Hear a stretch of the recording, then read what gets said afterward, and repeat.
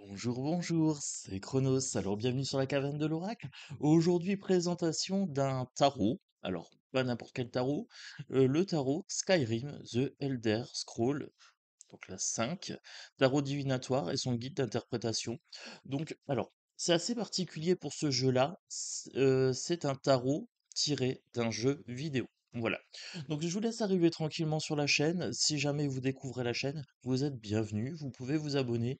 Présentation d'oracle, tirage multiple, tirage pour vous accompagner sur la semaine, etc. Donc bienvenue, welcome. Pour les gens qui me suivent fidèles au poste, merci d'être là tous les jours avec moi. Voilà. Donc on fait comme d'habitude, on s'installe tranquillement et on profite. Donc ce jeu, explorez votre passé, votre présent et votre futur avec ce jeu de tarot divinatoire officiel inspiré du monde dangereux de Tamriel, avec des illustrations originales de Cicéron, de Farangar, du haut roi Thorig et de nombreuses autres figures emblématiques de l'univers de Skyrim. 78 cartes richement illustrées et un guide de 128 pages. Donc ce jeu-là, je l'ai acheté 25 euros. Bethesda. Donc on ouvre, boîte en cloche. Déjà, moi, la boîte, j'aime bien. Voilà. Pour les gens qui s'y connaissent, pour les geeks, pour les gamers. Donc voilà, pour les gens qui aiment les jeux vidéo.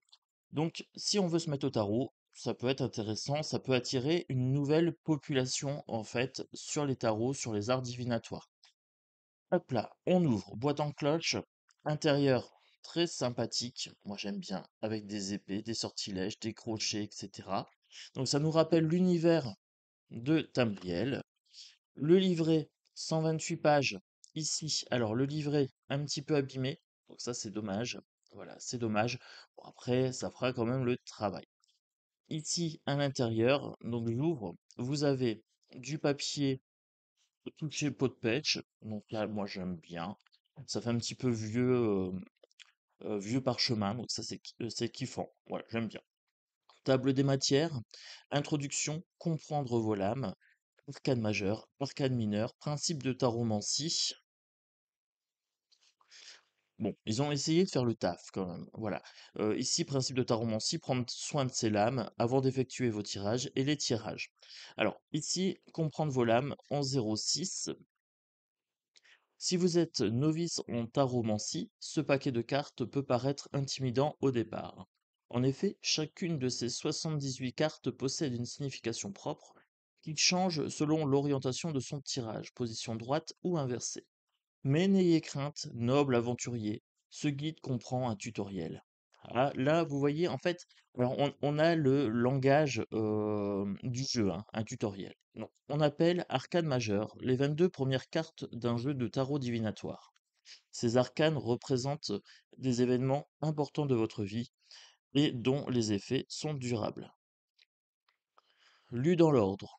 Il narre également une sorte d'histoire. Les arcanes sont numérotés de 0 à 21 et commencent par le fou qui bénéficie de possibilités infinies. Au cours de son voyage, ce dernier acquérera force et fortune, fera face à la justice et vaincra la mort.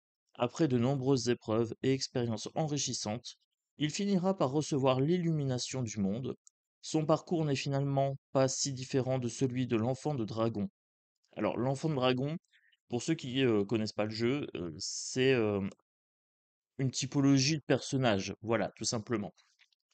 Donc, lié au jeu, hein. Donc, les 56 cartes restantes constituent les arcanes mineures, qui décrivent des situations et des personnes de la vie quotidienne. Ces arcanes sont divisées en 4 suites, les sorts, les crochets, les armes et les voies.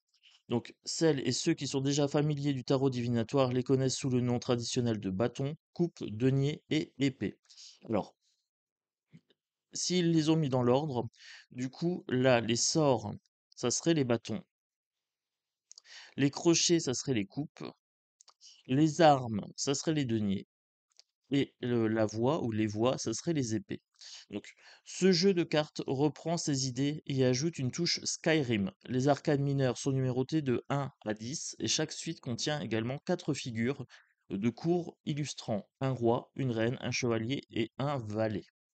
Bon, ce qui est bien, c'est que pour les gens qui connaissent déjà le tarot, on nous donne quand même les correspondances. Alors, parce que moi, je vais vous dire franchement, j'ai survolé vite fait le jeu, voilà, et je me demandais à quoi ça correspondait les voix, les crochets, les sorts et les armes. Voilà, parce que c'était un petit peu nébuleux pour moi, savoir si c'était les bâtons et les épées. Bon, là, il faudrait que je me fasse une fiche résumée, parce que c'est pas super net pour moi.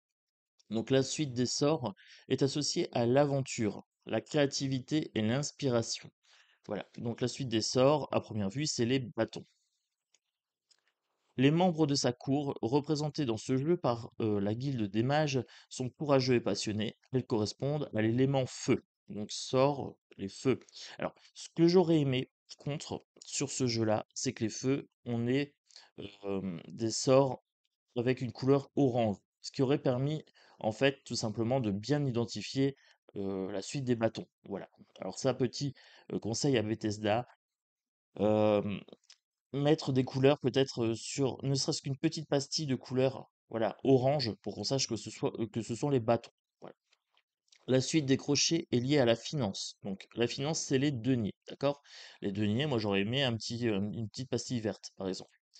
Aux choses matérielles et aux activités laborieuses. Donc les crochets, voleurs, hein, c'est pour les voleurs, c'est pour les fufus, c'est pour les lames noires, par exemple. Les membres de sa cour, représentés dans notre version par la guilde des voleurs, sont travailleurs et fiables. Elles correspondent à l'élément terre, donc les deniers, d'accord? La suite des armes est associée au conflit, au pouvoir et au jugement. Les membres de sa cour, représentés dans notre version par les compagnons, sont vifs et puissants, elles correspondent à l'élément R. Donc l'élément R, ça serait potentiellement les épées. Donc la suite des armes, armes, épées, là il y a une cohérence, d'accord? Donc là j'ai pas de problème. Les crochets, c'est pour les coffres, c'est pour les sous, c'est les deniers. Les sorts, sorts de feu, on va dire, pour essayer de mémoriser à peu près, d'accord? Donc sort de feu, bâton. Peut-être un bâton pour lancer des sorts. Ah, vous voyez, il y a peut-être une logique. La suite des voix est liée aux émotions.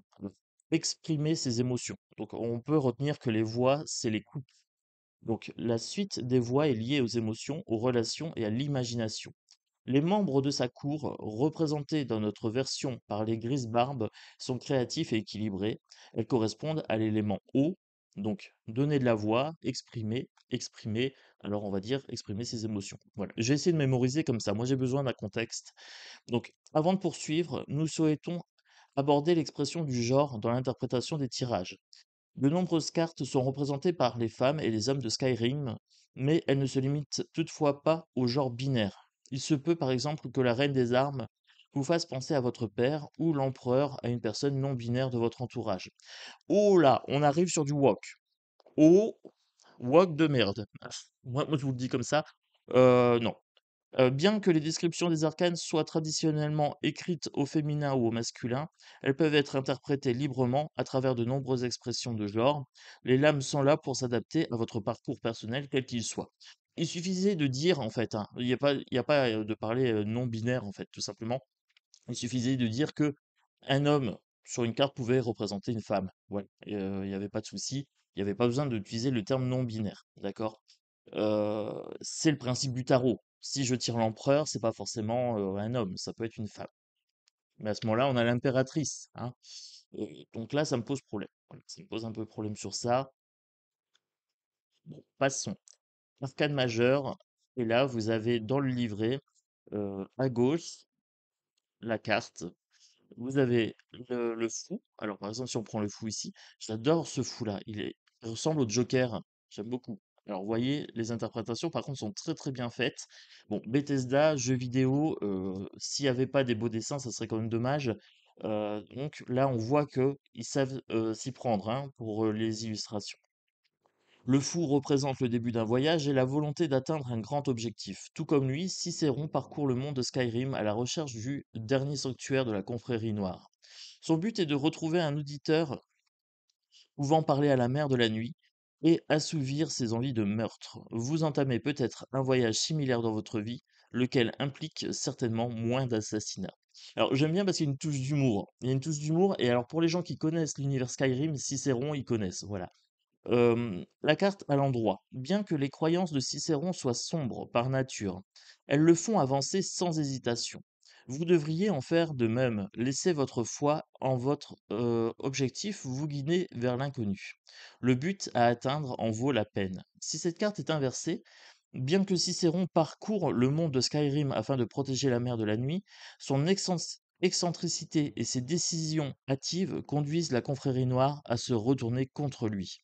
Ne suivez pas son exemple. Veillez à bien préparer le voyage qui vous attend. Comme on dit, seuls les idiots foncent tête baissée. Alors, voilà. Donc, quand on connaît l'univers de Skyrim, du coup, on peut s'y retrouver facilement. Et j'ai vu que pour les arcanes mineures, ici, vous aviez seulement des dessins. Alors, ce qui peut poser problème, c'est pour ça que j'ai essayé de bien identifier à quoi correspondent les sorts. Les sorts, le bâton, le feu. Alors là, cher Bethesda, si vous m'écoutez, il fallait mettre ces cartes en orange. Le feu, c'est orange. Le feu bleu, ça n'existe que dans Skyrim. Et donc, du coup, pour les auditeurs qui veulent utiliser votre jeu, ne serait-ce que mettre que la famille en orange en bas, donc par exemple sur le liseré ici, nous aurait permis d'identifier beaucoup plus simplement ça. Euh, donc si je prends l'as des sorts, votre aventure commence, préparez-vous pour un nouveau voyage, qu'il s'agisse d'un projet créatif, d'un choix de carrière ou simplement d'un nouveau chapitre de votre vie. Inversé, le début de votre aventure a été retardé, vous forçant à annuler des plans ou à reporter votre voyage. Profitez de ce temps pour réfléchir à cet échec et à la manière de le surmonter. Alors, moi j'aime bien le concept. Par contre, c'est un jeu qu'il faut vraiment s'approprier, d'accord? Parce que là, on est vraiment sur un univers particulier. Donc là, très clairement, pour les gens qui débutent le tarot, c'est pas forcément idéal. L'intérieur, avec le petit boîtier ici, les 4 familles, plus le petit ruban, la boîte est vraiment bien faite. Voilà, pour la boîte, je n'ai rien à dire. Très très bonne qualité. Pour les cartes, j'avais un petit peu peur. Elles sont bien épaisses. Elles sont en toucher peau de pêche. Elles sont mates, ce qui fait qu'il n'y aura pas de reflet. Par contre, je pense qu'elles vont bien vieillir. Voilà, c'est vraiment de la très très bonne qualité. Tranche blanche, format tarot, donc hauteur de carte et largeur tarot. Le jeu tient bien en main. Bonne énergie au niveau du jeu. J'aime beaucoup, beaucoup les illustrations et les couleurs. Donc là, on a Cicéron, hein, d'accord, avec la carte du fou. On commence fort. Cette carte, je la trouve magnifique. Par contre, c'est vrai que du coup, comme je vois pas si c'est un bâton, etc. en bas, ça va me demander en fait un effort d'appropriation. L'arrière de carte, symbole Skyrim, hein, enfant de dragon, bienvenue dans la présentation de ce jeu. Voilà. Donc pour les gens qui ne connaissent pas Skyrim, ça vous parlera pas, mais il y a moyen de profiter des belles illustrations de ce jeu. Voilà. Donc, je vous laisse déguster tranquillement euh, cette petite pépite. Moi, j'aime bien. Mais par contre, je déconseillerais ce jeu aux débutants. Voilà. Aux débutants en tarot, si vous voulez vraiment apprendre le tarot, hein, à l'état pur, je commencerai pas par ce jeu-là. Mais c'est un jeu, franchement, qui va intégrer ma collection. Ça me tenait à cœur. Moi, j'adore l'univers Skyrim. Et pour le coup, je ne pouvais pas ne pas acheter ce jeu, tout simplement. Les couleurs sont sympas. Moi, je trouve les dessins très très beaux. Après, je vous ai dit, hein, Bethesda, c'est quand même une boîte qui fait des jeux vidéo. Donc forcément, les dessins ne pouvaient être que magnifiques, hein. D'accord. C'est lié à l'univers de l'enfant de dragon. Donc, j'espère que vous profitez de ce voyage avec moi en Tamriel. Voilà, la carte de la force. Alors, ce qui est bien, c'est que vous avez quand même toujours le petit livret en bas avec le nom de la carte en français. Vous avez le numéro ici des arcades majeures. Donc, vous les avez en chiffres romains. Donc, ça a été bien fait, c'est bien respecté. On est OK. La roue de fortune, la justice. Alors là, par exemple, je peux vous dire que le Rider-Waite, n'est pas respecté, d'accord? Le Rider Waite n'est pas respecté, ce qui fait que c'est compliqué si jamais vous avez l'habitude d'aller chercher les symboles, par exemple la justice, la balance, les yeux bandés, eh bien là vous n'avez pas. La carte du pendu, la carte de la mort je la trouve vraiment très très belle celle-ci. Il y a comme une sorte de voile, ça fait penser à un nécromancien. Là on a une sorte de liche, d'accord? C'est l'univers Skyrim, hein, donc là on a une liche. La tempérance, donc là on a un Dwemer, hein, voilà. Hop. Le diable, alors le diable ici on a un Daedra, je ne sais plus son nom, mais c'est la mère des mensonges, hein, ici. Donc voilà, quand on connaît le jeu, on identifie plutôt bien les personnages.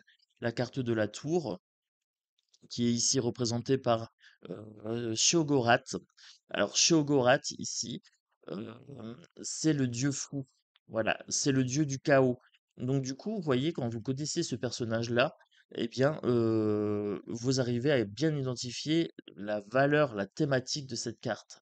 Ici, Sheogorath, folie, chaos, eh bien, on est sur le bâton de Sheogorath. Voilà, le dieu fou, la carte de l'étoile. Donc là, on a le Daedra de la lumière. Voilà. Donc celui, c'est la divinité en fait. Alors pour ceux qui connaissent pas, les Daedra, c'est des sortes de démons de Dremora. Donc c'est des démons d'une autre dimension. Et ces démons, en fait, soit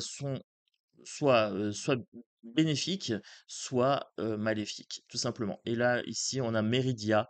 Donc Meridia, déesse de la lumière, tout simplement. Quand on dit Daedra, c'est pour pas dire déesse. Euh, donc là, c'est la lumière, c'est celle qui crée les nouveaux héros de Tamriel, qui sauvent le monde, tout simplement. L'étoile, celle qui protège, qui montre la lumière, qui donne des objectifs. La lune, ici, avec la déesse nocturne, le Daedra nocturne, la carte de la lune, la carte de l'illusion. On a quand même une Daedra qui est un peu fourbe, d'accord? Nocturne, déesse des voleurs. Voilà. Je l'adore, celle-ci dans le jeu, je l'adore. C'est mon Daedra préféré. Voilà. Les amis, pour moi, c'est Nocturne, c'est la lune. Alors, le soleil, ici, hop là. Le jugement. Alors, ici, par exemple, pour moi, ça serait la force. Vous voyez, j'ai le lion ici. Alors, Bethesda, je dis ça comme ça, mais il y a un moment, quand on fait du tarot, il faut aller se renseigner, hein. Alors, je pense que vous avez fait l'effort sur les significations de cartes, mais par contre, là, le lion, c'est la force. Je vous dis ça comme ça. Le jugement, vous auriez plutôt pu faire une carte avec une réanimation. On peut réanimer les gens quand ils sont morts dans le jeu. Et bien là, j'aurais fait une carte de réanimation parce que le jugement, c'est sortir de sa tombe, c'était le jugement dernier. Donc là, on aurait pu faire quelque chose comme ça, hein. Vous auriez pu me mettre un nécromancien ici qui faisait une sorte de réanimation. La carte du monde, voilà, très très belle, moi j'aime bien. Donc là, on a Tabriel avec le dragon tout autour comme ça. Alors j'adore parce que je suis fan du jeu. Mais par contre, pour les puristes, en termes de tarot, il y a des soucis. Alors, en note sur 10, en qualité de jeu, je mets 10 sur 10. Qualité de jeu, vraiment topissime. Pot de pêche, j'adore. Voilà, le toucher est très très agréable. Par contre, en termes de respect du rider weight, je mettrais un 7 sur 10. Oui, c'est pas très élevé. Je mettrais un 7 sur 10 parce que là, quand je vois un lion sur une carte de jugement, ben, pas forcément, je suis pas fan. Voilà. Alors, le roi de sort. Donc, j'ai dit sort, bâton, bâton, feu. Voilà. Donc là, j'aurais mis du orange en bas. Ne serait-ce que ça. Voilà, une petite pastille orange, ça mangeait pas de pain. D'accord? Ça m'aurait aidé vachement. Alors, le roi des sorts, donc qui maîtrise les sorts et qui est exigeant avec lui-même, hein, voilà. Alors, la reine des sorts, on va passer assez successivement parce que je ne connais pas la signification qui ont été apportées à ces personnages, tout simplement. Mais dans le livret, j'ai vu que c'est en immersion avec le jeu vidéo, d'accord? Donc il y a vraiment tout un univers à s'accaparer. Le valet des sorts, ici. Alors, le jeu est dans des teintes bleues. Tout est bleu. Voilà, c'est trop bleu. Trop de bleu, tue le bleu. L'as des sorts, encore une fois, moi j'aurais aimé peut-être du orange. Voilà, le logo, le même, mais en orange.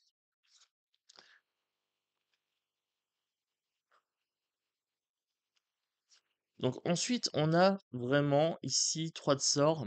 Alors là, c'est dommage. Quitte à faire des cartes comme ça, j'aurais aimé vraiment des situations. Voilà, là, c'est pas assez clair, Bethesda. Petit conseil, il fallait utiliser le Rider-Waite et pas la version tarot classique. Sur le tarot classique, les arcanes mineures sont pas dessinés. Il n'y a pas de situation. Là, ici, comme on arrive dans un nouvel univers, ça aurait été bien de faire, du coup, des dessins en lien avec ce que vous expliquez dans vos cartes. D'accord? Donc là, petit bémol, moi quand j'arrive comme ça avec un 4 des sorts, je dois faire l'effort dans ma tête de me dire c'est un 4 de bâton. Un 4 de bâton, c'est le retour à la maison, c'est la sécurité. Et donc si je viens ici chercher le 4 de bâton, est-ce que j'obtiens cette sécurité, 4 de bâton, euh, cette maison, hein, en fait, ici, je vais voir, tout simplement. Vous avez accompli une quête difficile et allez être récompensé. Prenez le temps de vous reposer et de récupérer. Vous avez mérité ce moment de paix et de bonne fortune. Alors, il y a le repos à la maison, donc on pourrait s'y retrouver à peu près. Mais prenez le temps de vous reposer, ça fait penser à un 4 d'épée, pas un 4 de bâton, le repos. Alors ici, pour moi, la carte inversée, la position inversée de cet arcane a la même signification que sa variante droite, ce qui est plutôt rare dans ce jeu. Même si vos récompenses ne sont pas extraordinaires, elles n'en restent pas moins des récompenses. Bon, j'ai pas la notion de foyer, j'ai la notion de repos ici. Donc j'étais sur mon 4 des sorts. Voilà, donc 4 de bâton, 5 de bâton. Alors 5 de bâton conflit. Pareil, si je vais chercher mon 5 de bâton, je vais chercher 5 de bâton, je vais voir. Moi, je voudrais voir s'il y a une correspondance, un semblant de correspondance quand même avec le tarot ou pas du tout. Voilà. Est-ce qu'ils ont pris des libertés jusqu'au bout du bout? Un ennemi approche, préparez-vous au combat, car un obstacle bloque votre chemin. N'oubliez pas que la fortune sourit aux courageux. Donc, mon 5 de bâton, j'ai bien une notion de conflit. Donc là, ça correspond au tarot. Inversé, une occasion se présente à vous, qu'il s'agisse d'une nouvelle amitié, d'un plan de carrière ou d'une classe de personnage. Votre victoire est assurée. Alors, la victoire, c'est un 6 de bâton. Donc 6 de bâton, 6 des sorts. Est-ce que je l'ai? La victoire est proche, malgré les épreuves que vous avez traversées. Attendez-vous à de bonnes nouvelles et à des réussites décisives. Vos compagnons peuvent vous aider à remporter cette victoire. J'ai quand même une correspondance entre mon 5 de bâton et mon 5 des sorts. D'accord? Donc du coup, à première vue, ça peut être assez facile. Par contre, ils ont vraiment transformé ça dans l'univers du jeu. Donc ce qui peut rendre vachement attrayant. Mais alors là, du coup, Bethesda, pourquoi vous n'avez pas illustré ça avec des images du Rider-Waite? Ça aurait été cool, j'aurais adoré. Alors là, pour le coup, je vous aurais mis euh, sur le fond, au niveau des correspondances, je vous aurais mis autre chose qu'un 7 sur 10. Voilà. Oui, je suis un petit peu exigeant, voilà. D'ailleurs, Bethesda, si jamais vous avez besoin de conseils pour l'illustration des cartes, vous pouvez venir me voir. Je vous donnerai plein de conseils, j'ai plein d'idées pour votre jeu.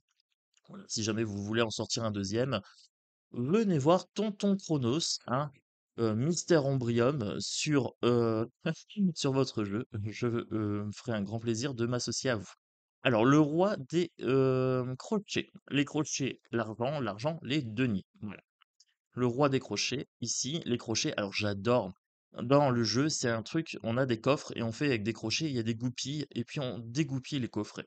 Alors je vous dis, hein, je vous explique un petit peu l'univers parce que on est quand même sur une chaîne à la base de bien-être et c'est pas forcément évident que vous connaissiez cet univers de Skyrim, d'accord?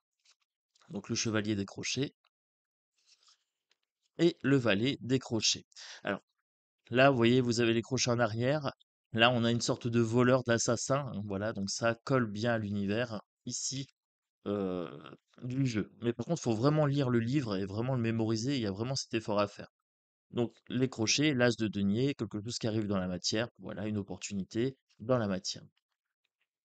Le 2 de crochet, normalement, c'est l'expertise. hein. On est expert dans ce qu'on fait.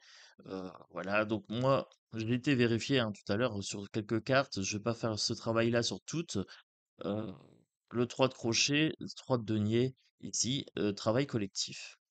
4 de crochet, 4 de denier, être proche de ses sous. Alors, je vais quand même faire sur celui-là, parce que je voudrais voir le 4 de crochet, d'accord? 4 de crochet, ici. Donc si je prends cette carte-là, la radinerie, vos deniers vos derniers casses vous ont permis d'accroître votre richesse, mais au-delà de ces récompenses matérielles, il n'y a pas grand-chose à en tirer. Cette fortune pourrait finir par vous entraîner vers la cupidité et l'avarice. C'est respecté, d'accord? C'est respecté, il faut vraiment mémoriser du coup 4 de denier, 4 de crochet. Voilà. Donc c'est assez facile du coup de se projeter quand on connaît bien son tarot. Par contre, 5 décrochés, 5 décrochés, pauvreté. 6 décrochés, donc 6 de denier, générosité équilibrée. 7 décrochés, 7 de denier. Alors vous voyez, je dois toujours faire ce travail. 7 décrochés, 7 de denier. Travail qui porte ses fruits sur la durée. Alors j'aime bien parce que ça fait comme une chanson. 8 de crochet, 8 de denier. Travail récompensé. Voilà. Sur la durée aussi. Alors 9 de crochet, 9 de denier. Aisance financière. 10 de crochet, 10 de denier. Héritage à déléguer. Voilà. Oui, je vais pouvoir vous faire des comptines. Hem, le roi des armes, donc armes, j'ai dit une arme, une épée, donc roi des épées. On a un loup, petit clin d'œil à ma meute, hein. Ici, on a un loup. Hop, alors, roi des armes, roi des épées, reine des armes, reine des épées. Alors, il faudra que je le fasse comme ça plusieurs fois pour pouvoir vraiment, me projeter, hein. Ici, on a le chevalier et ensuite on a le valet des armes. As des armes, as des épées, nouvelle idée. 2 des armes, 2 des épées, choix d'affaires avec les yeux bandés. 3 des armes, 3 des épées, peine de cœur. Je vais voir ma peine de cœur. Est-ce que mon 3 des armes correspond. Alors, je fais ce travail-là, hein, je veux vraiment vous montrer un petit peu euh, si ça respecte bien le tarot. Donc normalement, on a une peine de cœur, on a une difficulté. Ici, des périodes difficiles vous attendent. Vous risquez de faire face à des relations tumultueuses, des conflits ou un changement négatif dans votre vie. Brandissez votre épée et préparez-vous à affronter ces batailles. Heu, cet arcane est rare en ce sens que sa position inversée prédit également des bouleversements et des conflits, bien qu'à un niveau moindre, qu'en position droite. Vous voyez? Donc voilà. Oui, ça respecte à peu près. Grosso modo, d'accord? Alors, 4 des armes, 4 d'épée, le repos, les choses figées, hein. 5 des armes, 5 des épées, 5 d'épée, stratégie. 6 des épées, hop, s'éloigner du danger, 6 des armes. 7 des armes, fourberie, d'accord? Fourberie ici. 7 des épées. 8 des armes, 8 d'épée, tac. 9 des armes, 9 d'épée, cauchemar. 10 des armes, 10 des épées, mort théâtrale. Voilà, c'est la fin. C'est terminé. Donc, vous voyez, hein, je suis obligé de faire ce travail, je traduis. Donc, je vous ai dit la voix, donner de la voix, parler, échanger, communiquer. On est sur l'eau. Là, j'ai de l'eau. euh, j'ai une couleur un petit peu bleue. Donc, j'aurais pu m'y retrouver. Là, ils m'ont mis du vert. Pourquoi vous me mettez du vert? Bien non, ça, il fallait me le mettre sur le denier. Et là, sur l'eau, il fallait mettre du bleu. Alors là, il fallait mettre du bleu, ils m'en mettent pas. Et quand j'ai pas besoin de bleu, ils m'en mettent. Voilà. C'est dommage, c'est dommage. Le code couleur aurait pu être sympa. Donc, roi des voix, roi de coupe, maîtrise des émotions. Reine de voix, reine de coupe, figure maternelle. Le chevalier des voix, des nouvelles dans les émotions. Et le valet des voix, un jeune homme. Alors là, j'aurais aimé un jeune homme, par exemple. Quand c'est un valet, normalement, c'est une jeune personne. Donc là, eh oui, vous avez tout faux, Bethesda. Sur ce coup-là, il fallait mettre un jeune homme. Le valet, c'est un jeune, d'accord? Le roi est une personne âgée, la reine aussi, hein, un peu plus âgée. Et par contre, le valet, c'est jeune homme, jeune femme. As 2 voix, nouvelle, rencontre. D'accord? 2 voix, 2 couples, rencontre, amoureuse, relation amicale aussi. Le 3 de coupe, ici, la joie, la festivité. Alors, vous voyez, il y avait moyen de faire des choses, hein.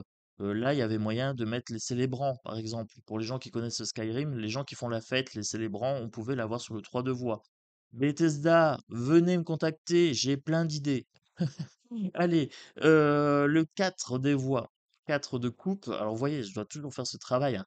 C'est terrible, c'est terrible. Le 4 de coupe, on refuse une opportunité. Le 5 des voix, 5 de coupe, on en a marre, on pleure sur une situation où on a perdu des choses, d'accord? On est triste, on ne voit pas ce qui nous reste. Le 5 des voix, 5, 6, excusez-moi, le 6 des coupes, ici, nostalgie liée à l'enfance. Voilà. Le 7 des voix, 7 de coupe. Alors là, vous voyez, ils auraient pu mettre des coupes. Il y a des coupes 10 Gramor, hein, d'accord? Donc du coup, là, il y avait moyen de faire un set de coupes. 7 de calice, ils auraient dû appeler ça, plutôt que 7 des voix. Vous voyez? Ils auraient dû appeler ça calice, parce qu'il y a des objets calice dans Skyrim. Là, il y a un problème de ah, c'est pas fini. L'idée est bonne, mais ça n'a pas été pensé jusqu'au bout. Hein. Il fallait trouver un cartomancien qui aime le jeu et un cartomancien qui s'y connaisse en tarot et vous auriez eu quelque chose de cohérent. Là, on a de la cohérence. La voix, c'est l'air. Ici, j'ai un symbole d'air. L'air, c'est la pensée, c'est les épées, en fait. Et donc là, il y a un problème de cohérence sur le fond. Ensuite, le 8 des voix. Voilà, 8 de coupe, 9 de coupe et 10 de coupe. Voilà. Alors, du coup, je ferai pas de tirage. Je ferai pas de tirage à la fin parce que ça serait trop fastidieux. Là, d'ailleurs, je vois que le jeu est un petit peu abîmé au niveau de la qualité. La coupe est pas nette. Hop, je retire des points. Je retire des points. Alors, par contre, je vais quand même mélanger. Le jeu se mélange hyper bien. Voilà. Très très bonne qualité de carte. À part ce petit problème de coupe sur l'extérieur. Le jeu, j'aime bien vraiment. J'aime bien le dessin, mais endroit, envers, eh bien, on peut pas parce qu'on sait si c'est à l'endroit ou si c'est à l'envers. Voilà Bethesda, ça c'est des détails. On peut pas s'improviser tarologue. Voilà, il y a un moment, il y a un début de connaissance à avoir. Eh bien, si vous m'aviez contacté, vous me connaissiez peut-être pas encore, eh bien, tout simplement, j'aurais pu vous dire, eh bien, sur l'arrière de carte, il fallait faire la moitié du dessin, en fait, ici, pour le dragon, et le faire en inversé, en symétrie axiale ici, à partir de là, tac, inversé, comme ça, si ma carte est à l'endroit ou à l'envers, je ne le sais pas. Et faire du coup le même dessin en haut qu'en bas. Voilà, comme ça, je ne savais pas si ma carte était à l'endroit ou à l'envers. Ça, Bethesda, c'est une erreur de débutant pour un tarologue. Alors, voilà, moi je vous dis ça comme ça, hein. Écoutez, qui suis-je, moi, pour dire à Bethesda comment faire un tarot? Eh bien, je suis Chronos, le troubadour des cartes. Allez, je vais prendre une carte comme ça au hasard. Je vais en prendre une seule, je vais pas faire un tirage. Hop, ça sera celle-ci, l'as décroché. Alors, Bethesda, Bethesda, l'as décroché. Ça, ce n'est pas un crochet, c'est une dague. D'accord, mon ami? Là, on n'est pas bon. Ça, c'est pas bon. Alors, as de denier, nouvelle opportunité dans la matière. As décroché avec une épée. Ah là là, je vous jure, que des débutants, que des débutants. As décroché, l'heure d'un nouveau grand casse a sonné. Cela marque le début de la richesse, des récompenses matérielles, de la prospérité et d'une grande satisfaction. À l'inverse, votre carte a été un fiasco. Donc votre casse a été un fiasco et vos récompenses matérielles ont été retardées. Cela peut être dû à de l'avarice ou de la cupidité de votre part ou de la part des autres. Alors ici, votre casse a été un fiasco et vos récompenses matérielles ont été retardées tout simplement peut-être parce qu'on manque d'expertise dans le crochetage. Alors moi je suis un expert dans le crochetage, j'adore crocheter les coffres. Là j'aurais aimé un crochet, un beau crochet là. Vous voyez, Bethesda c'est pas compliqué. Un trait droit, un truc comme ça faisait un crochet. Un petit crochet, hein, pour, faire les goupilles. Donc le 2 de crochet, j'avais parlé, heu, donc de 2 deniers d'équilibre, d'expertise. Vous arrivez à équilibrer 2 aspects de votre vie, comme le professionnel et le personnel. Cela vous apporte joie et harmonie, même s'il pourrait être difficile d'entreprendre de nouveaux projets en ce moment. Voilà. Alors, c'est un jeu que je déconseille aux débutants. Par contre, c'est un jeu que je conseille, à ceux qui adorent l'univers Skyrim. Mais si vous adorez l'univers Skyrim, peut-être que comme moi, vous allez voir les incohérences. Voilà. Moi, je vous dis ça comme ça. Ça a été un grand plaisir de vous présenter ce jeu. Parce que pour moi, tout simplement, il va être dans une collection. Je ne vais pas l'utiliser plus que ça. Par contre, je vais le mettre à côté de ma PlayStation. Voilà, je dis ça comme ça. Je vais le mettre à côté de ma console, à côté de ma télé, et ça sera une décoration, je pense. Ça peut être un jeu intéressant, mais ça manque de finition dans le détail, ça manque de dessin sur les arcanes mineures. Sinon, c'était une très très bonne idée. Voilà. Ça a été un très très grand plaisir de vous présenter ce jeu. Par contre, en termes de qualité pot de pêche, moi j'aime beaucoup. Voilà. Je vous fais des gros bisous. Je vous souhaite un très très bon week-end et je vous dis à très bientôt sur la caverne de l'Oracle. Ciao ciao.